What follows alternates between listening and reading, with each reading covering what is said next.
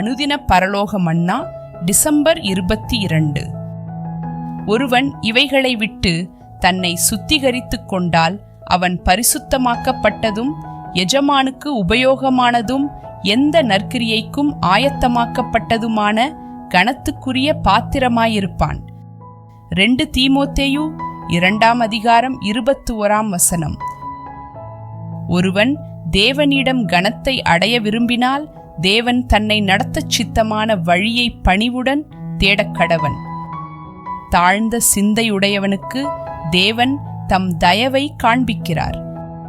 நீ தேவனுக்கு உகந்த பாத்திரமாக இருப்பாயானால் கனத்திற்குரியவனாகவும் இருப்பாய். ஏற்ற காலத்தில் அவர் உன்னை உயர்த்தும்படி அவருடைய பலத்த கைகளுக்குள்ளாக அடங்கியிரு.